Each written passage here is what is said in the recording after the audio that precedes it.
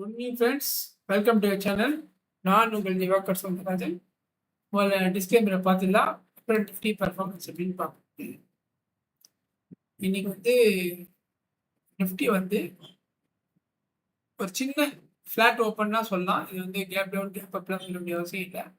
So first candle எப்படி analyse பண்ணுவோம், நம்ம மார்க்கெட் எங்கே ஓப்பன் ஆகுது, அதுக்கு மேலே என்ன ரெசிஸ்டன்ஸ் இருக்குது, கீழே என்ன சப்போர்ட் இருக்குது அப்படின்னு பார்ப்போம். ஸோ இப்போ ஃபர்ஸ்ட் கேண்டில் பார்த்தீங்கன்னா நல்ல ஒரு புல்லிஷ் கேண்டில் தான். ஆனால் செல்லிங் ப்ரெஷர் இருக்குது, கீழே ப்ரெஷர் இல்லை. First point.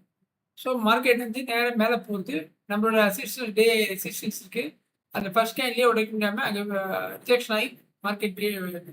ஸோ இந்த நேத்தியோட ரெசிஸ்டன்ஸை தாண்ட முடியல மார்க்கெட்டை. ஓகே, ஸோ வெயிட் பண்ணுவோம். ஆனால் ஒரு சின்ன சப்போர்ட் இவ்வளோ தூரம் இருக்குது.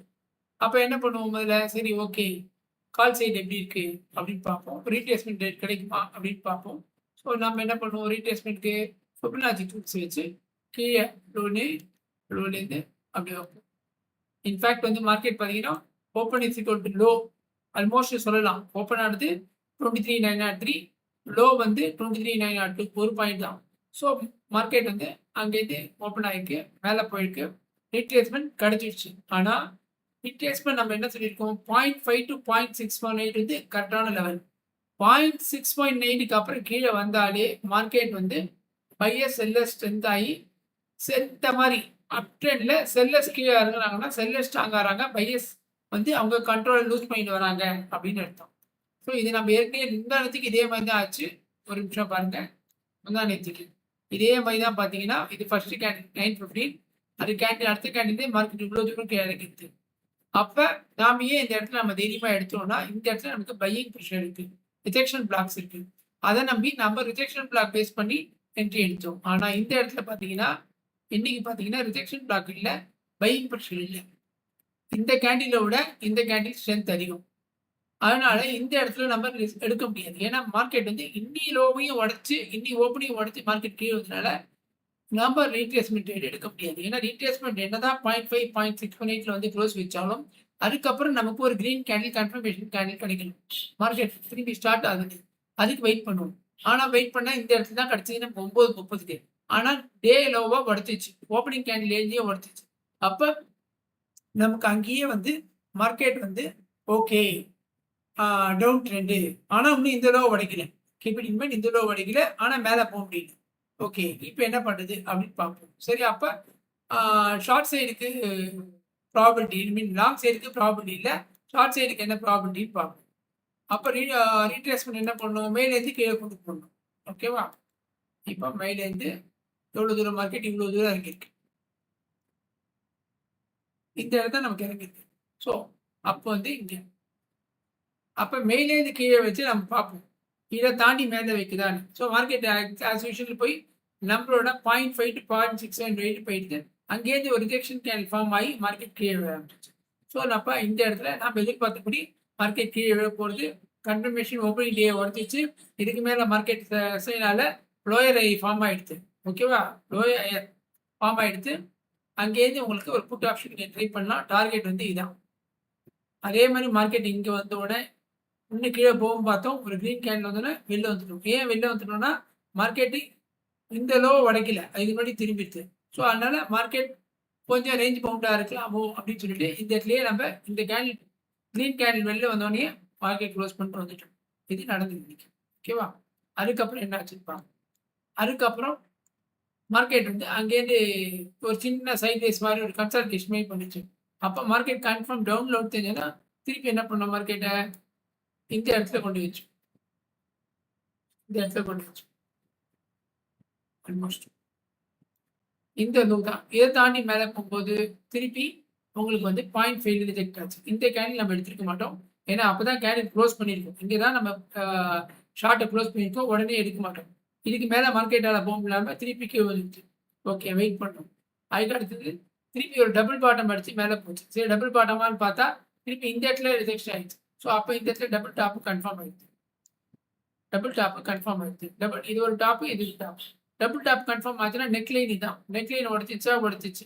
அப்போ நமக்கு தைரியமாக இந்த இடத்துல ஒரு புட் ஆப்ஷன் ட்ரை பண்ணி இதோட லென்த் எவ்வளவோ அதே தான் நமக்கு டார்கெட். கண்டிப்பா இந்த இடம் இந்த கேண்டில் அடிச்சிச்சு. இது 2வது ட்ரேட். ஓகேவா? அதுக்கப்புறம் as usual 1 hour support resistance உடைச்சது. உடைச்சோன்னே அங்கேயிருந்து ஒரு சின்ன ஒரு ப்ராஃபிட் புக்கிங். இங்கே லிக்விடிட்டியை ஸ்வாப் பண்ணி திருப்பி க்ளோஸ் வச்சு ரீடெஸ்ட் சொல்லலாம், லிக்விடிட்டி ஸ்வீப்னு சொல்லலாம். ஆனால் மார்க்கெட் திருப்பி அங்கேருந்து கடன்னு நம்மளோட டார்கெட்டுக்கு வந்துருச்சு. ஓகேவா? இதான் நீங்கள் நடந்தது. ஆஸ் யூஷுவல் அதுக்கப்புறம் பார்த்தீங்கன்னா ஷார்ட் கவரிங் ரேலின்னு சொல்லுவோம். ஏன்னா டைம் ஆகிடுது, வெள்ளிக்கிழமை மார்க்கெட் 2 மணி ஆகிடுது. ஆஸ் யூஷுவல் இங்கே ஷார்ட் அடிச்சவங்களாம் இங்கே க்ளோஸ் பண்ணிக்கிறாங்க. ஸோ மார்க்கெட் மேலே போகும். திடீர்னு ஒரு 2:30 மணிக்கு அப்புறம் பார்த்தீங்கன்னா மார்க்கெட் வந்து ரீபேலன்சிங், எம்எஸ்சிஐ ரீபேலன்சிங் அப்படின்னு சொல்லுவாங்க. அது வந்து இன்னைக்கு நடந்திருக்கு. எம்எஸ்சிஐ ரீபேலன்சிங் அப்படின்னா நீங்கள் மணி கவுண்டரில் போய் பார்த்தீங்கன்னா இன்னைக்கு ஏன் மார்க்கெட் இந்த மாதிரி 3:30 மணிக்கு டவுன் ஆச்சுன்னு போட்டிங்கன்னா ஒரு டீட்டெயில் எக்ஸ்பிளேஷன் கொடுத்துருப்பாங்க. எப்படி மியூச்சுவல் ஃபண்ட்லாம் நிஃப்டியை பேஸ் பண்ணி நிஃப்டி என்னென்ன ஸ்டாக் இன்வெஸ்ட் பண்ணியிருக்காங்களோ அதை இன்வெஸ்ட் பண்ணி நிஃப்டி அப்படியே ரிப்ளிகான்னு சொல்லுவாங்க, அதை ஃபாலோ பண்ணுறாங்களோ அதே மாதிரி வேர்ல்டு லெவலில் எம்எஸ்சின்னு ஒரு ஃபண்ட் பேஸ் இருக்குது. அவங்க வந்து இந்தியாவுக்குன்னு ஒரு ஃபண்ட் அலாக்கேட் பண்ணியிருப்பாங்க. ஸோ இந்தியாவோட மார்க்கெட் வீக்காக இருக்குது அப்படின்னா அந்த ஃபண்டோட ப்ரொபோஷேட்டை குறைச்சிப்பாங்க. எப்படி நம்ம வந்து நிஃப்டியில் வந்து ஒரு ஸ்டாக் மார்க்கெட் கேபிடலைசேஷன் பேஸ் பண்ணி நம்ம இண்டெக்ஸ் கொடுக்குறோம். ஒரு ஸ்டாக் சரியாக பெர்ஃபார்ம்னா நிஃப்டிலேயே தூக்கி வெளில போட்டு வேறு ஸ்டாக் உள்ள கொண்டுரும். அந்த மாதிரி அவங்க இந்தியாவுக்கு வந்து 2024 வந்து 20% கொடுத்தாங்க. இப்போ அதை பர்சன்டேஜ் கம்மி பண்ணுறாங்க. அப்படின்னா என்ன அர்த்தம்? அந்த பணத்தை இந்தியாவிலேருந்து எடுத்து அவங்க ஒரு 1 லட்ச ரூபா வச்சுருக்காங்கன்னா அது இந்தியாவுக்கு 20,000 பீஸ் இன்வெஸ்ட் பண்ணுவாங்க. நான் புரியுதல் போதுன்னு சொன்னேன். அமௌண்ட் வந்து க்ரோஸில் போகும், 1 லேக்ல போகாது.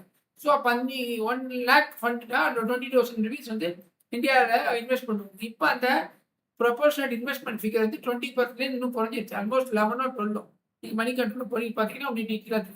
ஸோ அப்போ அந்த ஃபண்டு வந்து இந்தியாவிலேருந்து எடுத்து வெளி கண்ட்ரிக்கு அவங்க என்ன கண்ட்ரி குரோ ஆகுதுன்னு நினைக்கிறாங்களோ அந்த கண்ட்ரியில் கொண்டு இன்வெஸ்ட் பண்ணுவாங்க. அதுதான் இன்னைக்கு பண்ணுது. அதோட எஃபெக்ட் தான் இவ்வளோ பெரிய கேண்டிலேருந்து வந்துருக்கு.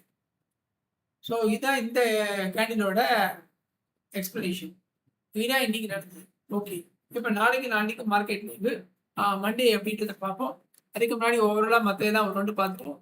இந்தியா விக்ஸ் 8% இன்க்ரீஸ் ஆயிருக்கு, டாலர் 94 ஆயிருக்கு. Okay, bank Nifty 1% down, gold down, and silver கிட்டத்தட்ட 2020 அதுவும் 1% இருக்கு. க்ரூட் ஆயில் 87, பரவாயில்ல. ஓகே, இப்போ வந்து ஓப்பன் இன்ட்ரெஸ்ட் என்ன பொசிஷன் பார்த்துருவோம். ஓப்பன் இன்ட்ரெஸ்ட்டை பார்த்தீங்கன்னா 24,000 ஸ்ட்ராங்காக ரெசிஸ்டன்ஸ் இருக்கு. சப்போர்ட் பார்த்தீங்கன்னா 23,500. இப்போ மார்க்கெட் வந்து 23,547 இருக்கு. ஓகேவா? ஸோ அதனால மார்க்கெட் வந்து 609 க்ளோஸ் ஆனது. ஏன் 547 போடணும்? லாஸ்ட் 30 மினிட்ஸோட ஆவரேஜ் ப்ரைஸ் தான் எடுப்பாங்க. அதனால 547 போட்டுருக்காங்க. Original close 23,609. இது எப்போதுமே லாஸ்ட் 30 மினிட்ஸோட ஆவரேஜ் பேலன்ஸாக க்ளோசிங் ஃபிகர் போடுவாங்க. ஆக்சுவலாக க்ளோஸ் ஆன ஃபிகரை போட மாட்டாங்க. அது ஒரு பக்கம் மைண்ட் வச்சுக்கோங்க. ஓகே, இப்போ மண்டே என்ன மாதிரி ட்ரேட் எடுக்கலாம் அப்படின்னு பார்த்தீங்கன்னா ஓஐயை பொறுத்த வரையும் 23,500 to 24,000 மார்க்கெட் வந்து 2 நாள் அந்த ரேஞ்சுக்குள்ளே முடிகிற மாதிரி இருக்கு. ஓகே, இப்போ நம்ம ஓவராலாக பார்த்துருவோம்.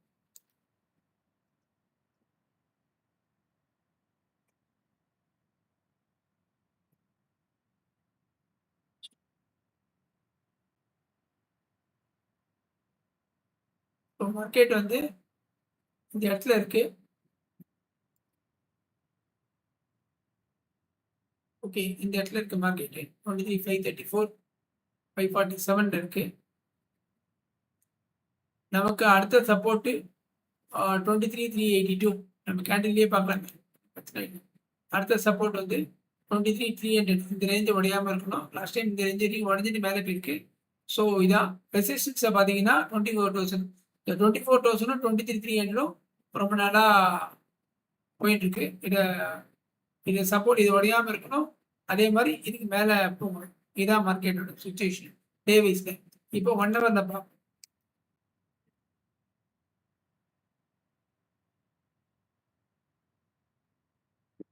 1 ஹவரில் பார்த்தீங்கன்னா ஓகே, எகெயின் 23,450 அந்த 23,500 உடையாமல் இருக்கணும். அங்கே தான் சப்போர்ட் எடுத்திருக்கு. அடுத்து 15 மினிட்ஸில் பார்ப்போம். எகெயின் அதுவும் வந்து எல்லாமே அந்த இடத்துல தான் உங்களுக்கு சப்போர்ட் எடுக்குது. பார்ப்போம். இப்போ மண்டே என்ன மாதிரி ட்ரேட் எடுக்கலாம் அப்படின்னு பார்த்தீங்கன்னா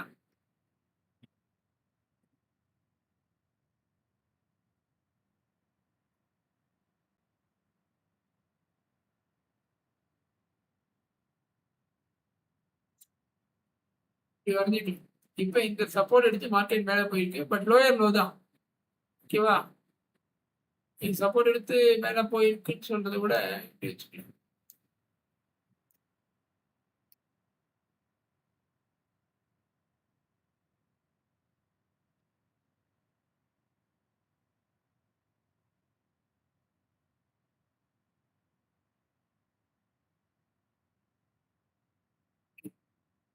இது இந்த இந்த ட்ரெண்ட் லைன் வச்சுப்போம் அப் சைடில்.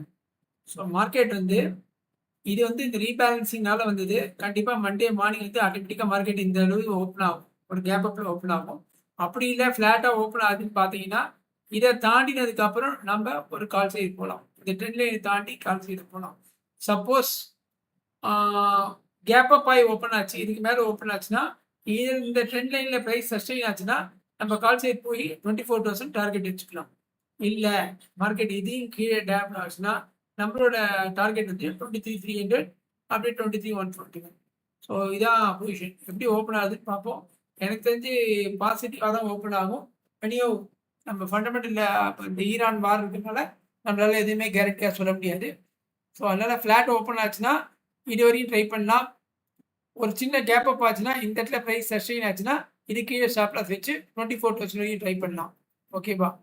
ஏன்னா மார்க்கெட்டை பொறுத்து இப்போ 23,500லேருந்து 24,000 தான் ஓஏ இருக்குது. நம்ம பார்த்துருக்கோம் ஏற்கனவே.